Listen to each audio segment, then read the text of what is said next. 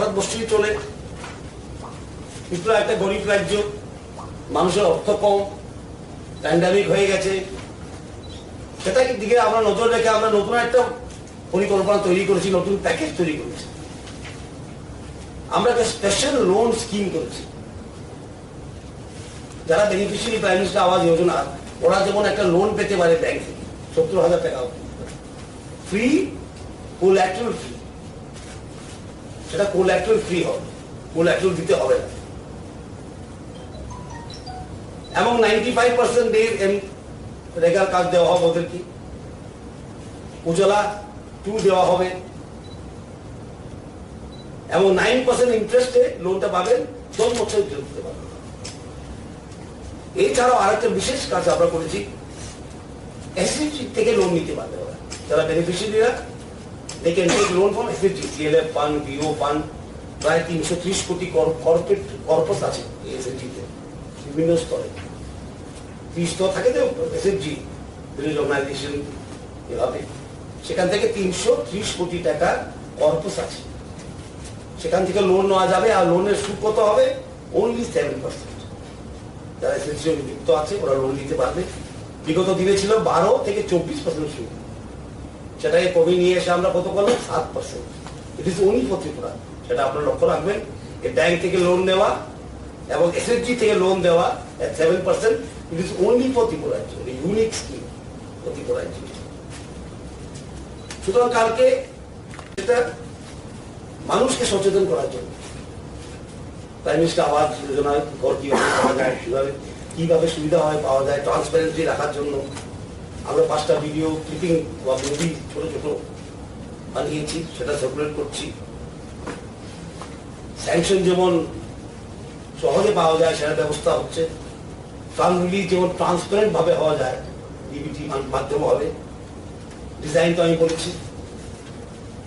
এবং এইসব নিয়ে কালকে প্রাইম মিনিস্টার আমাদের সঙ্গে কথা বলবেন, এগুলি অ্যাড্রেস করবেন ত্রিপুরার লোকদেরকে, জনগণকে।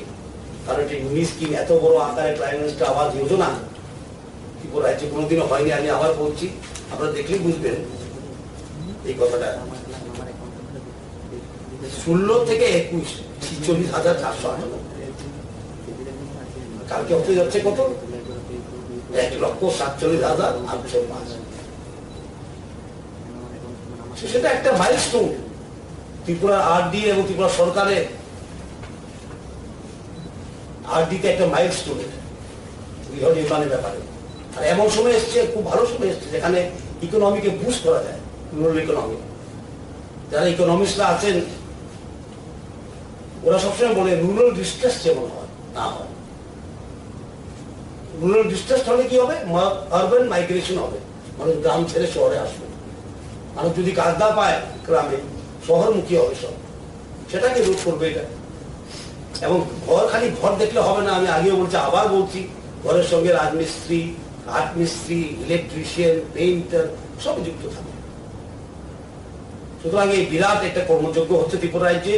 আমরা মুখ্যমন্ত্রী, প্রধানমন্ত্রী, আরডি মন্ত্রী, কেন্দ্রের সবাইকে ধন্যবাদ জানাই।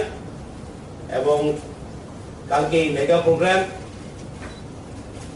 যে আমরা করছি আরডি নিয়ে, সেটা সফল হোক। আমরা সবাইকে বলছি অভিনন্দন চাই ত্রিপুরার লোককে। ওদের সবই কাজের সুযোগ পাবে, কাজ সৃষ্টি করা ইকোনমিতে। এত বড় আকারে কোনোদিন ত্রিপুরা রাজ্যে হয়নি প্রাইম মিনিস্টার আবাস যোজনা। আমরা যদি ডিটেইলে একটু যেতে হয়, SECC 2011 যে সার্ভে হয়েছিল, সেটাতে 6.97, 6,97,000 ফ্যামিলি ছিল, রুরাল ফ্যামিলি, গ্রামীণ পরিবার। এবং 2016 থেকে 2021 অব্দি কত গৃহ নির্মাণ হয়েছে?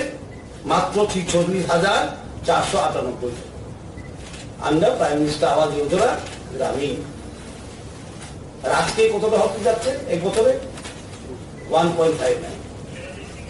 এবং কালকে 1.47805, 1,47,805 বেনিফিশিয়ারিকে প্রথম ইনস্টলমেন্ট দেবে প্রধানমন্ত্রী নিজের হাতে। এবং এই প্রোগ্রামটা খুব বড় প্রোগ্রাম হচ্ছে। 67 জায়গা থেকে এই প্রোগ্রাম অ্যাটেন্ডেন্স হবে। 58টা ব্লক, 8টা ডিস্ট্রিক্ট এবং হেডকোয়ার্টার থেকে। ত্রিপুরা সেক্রেটারিয়েট থেকে সেক্রেটারি থাকবে, মাননীয় মুখ্যমন্ত্রী থাকবেন, আমি থাকবো, এবং আমবাসায় থাকবেন আমাদের সাংসদ রেবতী ত্রিপুরা, শিবাজলায় থাকবেন কেন্দ্রীয় মন্ত্রী প্রতিমা ভৌমিক মহোদয়া। সুতরাং একটা বিরাট প্রোগ্রাম হচ্ছে কালকে। প্রাইম মিনিস্টার নিজে থাকবেন। এই প্রথমবার প্রাইম মিনিস্টারের হাতে আবাস যোজনা ইনগ্রেশন হচ্ছে।